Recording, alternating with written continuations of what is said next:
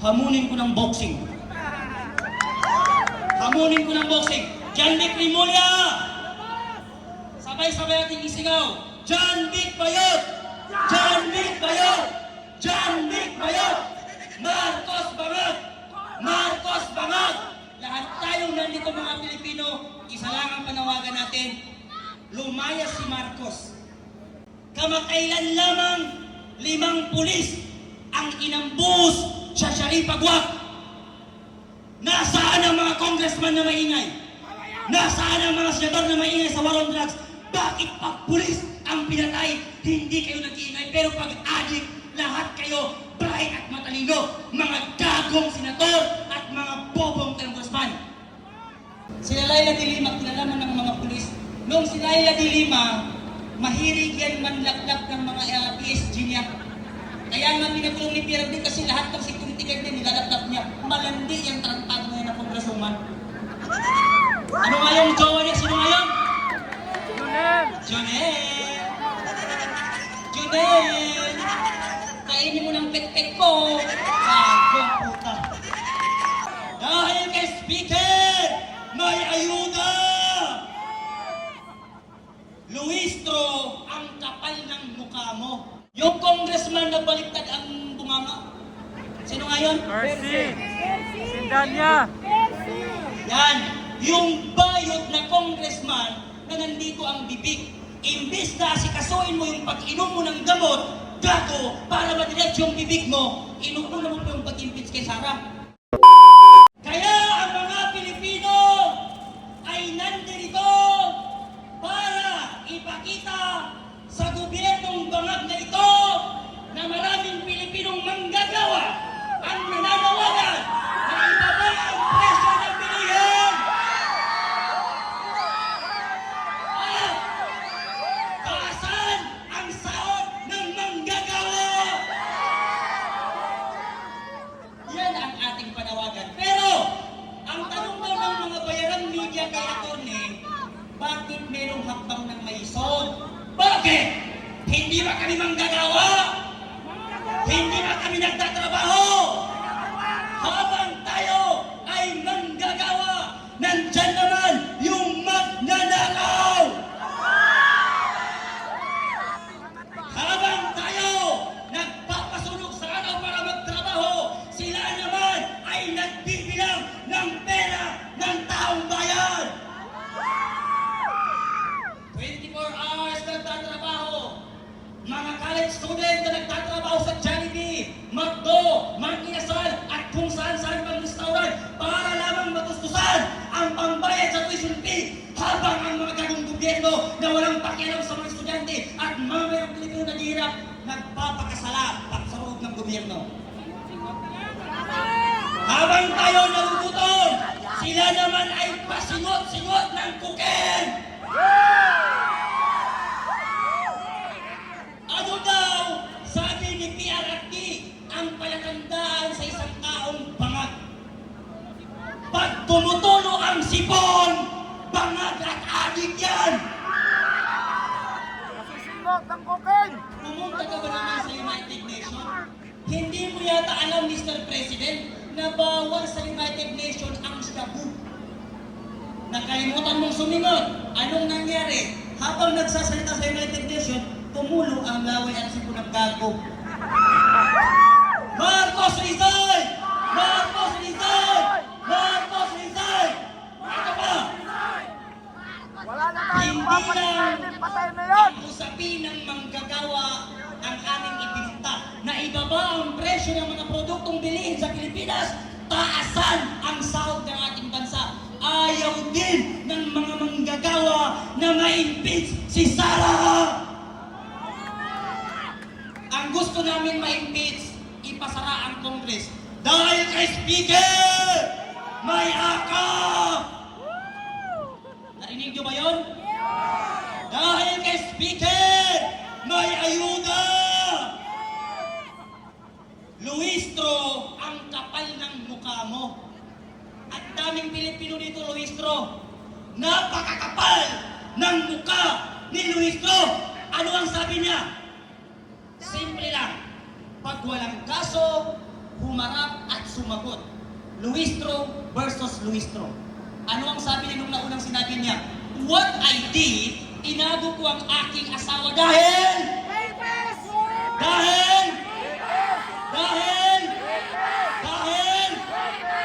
gago si Luistro. Ano pa ang sabi ni Abante? Abanting utak hipon. Hindi ko susuportahan si Sara Duterte sa pagtakbo niya bilang Pangulo. Yan ang sabi ni Congressman Abante. Yung pastor na dumitila ng puki ng kalabaw. Yung isang congressman na hindi binoto pero nasa Congress na taupo. Hindi daw niya susuportahan si Bibi sa pagtakbo. Abante, hindi kailangan ng mga Duterte ang suporta galing sa'yo. At hindi namin kailangan ang suporta mula sa'yo. Bakit? Walang bumoto sa'yo nung eleksyon. Abante, walang bumoto sa'yo. Boy Dila. Gago ang putik. Wala nang bumoto sa'yo. Kaya ka lang naumpo sa Congress dahil inapuin ka ni George Garcia na isang bayarang tarantadong Comelec. Si Joey yung nanalo! Sino nanalo? Si Joey! Oo. Meron pa dito isang congressman. Dito lang ba nasa Silita? Ano pangalan niya? Chihuahua. Yung singkit. Si Si Congressman Chupapa Este. Ano? Chihuahua! Joel Chua pala. Akala ko si Chupapa. Ang daming bayot sa gobyerno ngayon. Ito. Yung taga Batangas pumunta ng Liwasan Bonifacio. Anong ginawa nila? Gusto nila suspindihin ang VAT ng produktong langis. Andun na si Congressman, nakipagtalo siya dun sa mga tigulang na buhaya. Ano ang sabi niya ng arkitekto? Yan si Recto ang dahilan kung bakit hindi sinuspindi ng gobyerno ang VAT ng produktong langis. Bakit? Malaki daw yung mawawala sa ating gobyerno. Malaki mawawala! At Bongbong Marcos at lahat ng mga congressman, ipinapangako namin sa inyo na walang buboto sa inyo sa 2028 election sa lahat ng congressman at kongresista na buboto para ma-impeach ang pangalawang Pangulong si Rodrigo Sora Duterte. Marami dito kasi sa loob mga Niwi, pero wala tayong magagawa kasi ang ating presidente, lutang. Sino ba? Yung congressman na baliktad ang bunganga. Sino nga yun? Mercy! Sindanya! Yan. Yung bayot na congressman na nandito ang bibig. Imbis na asikasuin mo yung pag-inom mo ng gamot, gago, para madiretso yung bibig mo, inuuna mo pa yung pag-impeach kay Sara. Si Laila de Lima, isa pa yan. Yung 18 Marines, lumabas yung mga pangalan niya nung lumabas ang 18 Marines, nalista sila. Si Laila de Lima, kinalaman ng mga pulis. Nung si Laila de Lima, mahilig yan manlaklak ng mga PSG niya. Kaya nga pinakulong ni Pierre din kasi lahat ng security guard niya nilalaklak niya. Malandi yung tarantado ngayon na kongrasuman. Ano nga yung jowa niya? Sino nga yun? Jonel! Junel! Kainin mo ng pet-pet ko! Gago, puta! Diba? Sino pa? Lahat ng congressman at congresswoman na ngayon ay maingay dahil sa impeach ni Bibi Sara. Si Senator Risa Hontiveros. Ay, maraming salamat at nag-uwi kayo, sabi niya. Ang tagong gago. Maniniwala lang kami sa kaplastikan mo pag ibalik mo yung 80 billion na pondo ng PhilHealth na ninakaw mo. Ikaw, sa kaplastikan mo, Risa Hontiveros, nakuha mo pang tumakbo na presidente. Hindi ka mananalo, gago. Bakit? Ginawa mong santo ang adik. At ipinagawa pa ng museum yung mga adik. Lahat ng makakaliwa na grupo, ano ang panawagan? Ipakulong si Rodrigo Duterte dahil sa human right violation. Napakaraming pinatay ni Duterte. Ito yung ginagamit ng mga profesor ng UP din naman, UP ng mga bugok na profesor. Yung imbis na ang tinuturo nila, aralin panglipunan, war on drugs ang tinuturo. Eh paglabas ng estudyante, Duterte, diktador, gago! Bobong estudyante! Yung mga maingay na congressman at senator dahil sa war on drugs, kamakailan lamang 5 pulis ang inambush sa Sharif Agwak. Nasaan ang mga congressman na maingay? Nasaan ang mga senator na maingay sa war on drugs?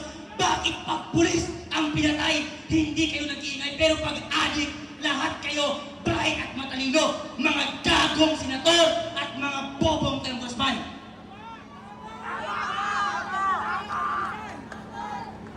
Kung pag-uusapan natin ang human right violation, unahin nyo yung mga estudyante na ginahasa ng adik, yung mga estudyante na pinatay ng mga adik, mga tarantadong congressman. Sayang kasi wala si John Vic Rimulya. Kung nandito lang si John Vic Rimulya, hamunin ko ng boxing. Hamunin ko ng boxing. John Vic Rimulya! Sabay-sabay natin isigaw. John Vic Bayot! John Vic Bayot! John Vic Bayot! Marcos Bangag! Marcos Bangag! Lahat tayong nandito mga Pilipino, isa lang ang panawagan natin, lumayas si Marcos. Yan yung hindi mo kayang tapatan sa mga Duterte. Si Duterte, kilala sa buong mundo, kaya siya nilagay sa Time Magazine. Dahil sa prinsipyo, talino at galing sa pamumuno sa ating bansa. Si Marcos nasa Time Maleta. Si Duterte nangampanya no to drugs, no to corruption. Yan lamang ang panawagan ni Duterte, plataforma niya nung tumakbo siya. Tumakbo rin si Marcos! Anong ginawa niya? Bak ako ang nanalo at nakaupo, 20 lang ang 1 kilong bigas. Gago! Naupo si Bongbong Marcos, ang bigas ngayon, 80 ang shabu, bagsak presyo.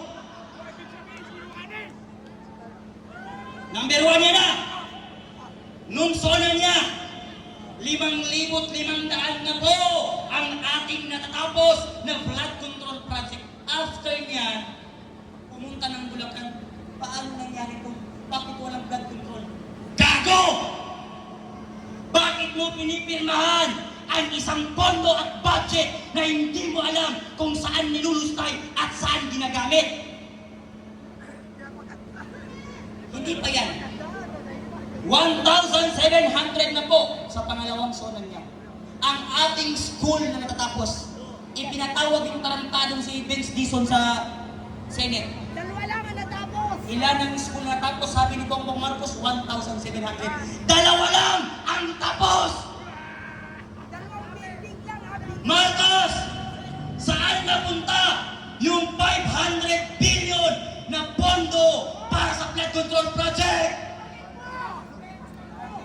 Marcos! Saan napunta yung 250 billion na pondo ng Maharlika Fund? Marcos! Saan napunta yung 89 billion na pondo ng PhilHealth? Marcos! Saan napunta yung 62 billion na pondo ng SS? Alam niyo kung saan napunta? Dahil kay Speaker, may akap! Doon napunta yung pera natin. Kaya yung Speaker na si Martin Romualdez, pati yan sa Congress na si Luistro, yan ang isa sa may pinakamalaking pondo at pera na ninakaw. Hindi na buhaya! Titigilan ba natin sila? Sosoko ba tayo? Ilabas nyo ang mga dala nyong tae at itapo natin sa mga... Hindi, joke lang. Joke lang. Wala kaming dalang tae. Kawawa naman yung mga pulis natin. Ang puputi naman ay tapunan mo lang ng tae. Kami ay hindi kagaya ng mga ibang grupo na nagrarally na sinasaktan ang mga kapulisan. Nambabato ng mga kapulisan. Kami po ay hindi ganon. Kami po ay kusang aalis pag nasabi na namin ang kailangan namin sabihin. Hindi nyo kami kailangan itapon. Hindi nyo kailangan magpapon. Eh kung yung mga hollow block na yan, pati alambre, ibinili ng pagkain para ibigay sa mga tao na dyan sa kalsada, busog sana. Pero dahil mutang ang presidente natin, kung walang tinatago yan, hindi siya magharap ng mga ganyan. Pero dahil siya ay guilty, kaya siya ay nagbakod.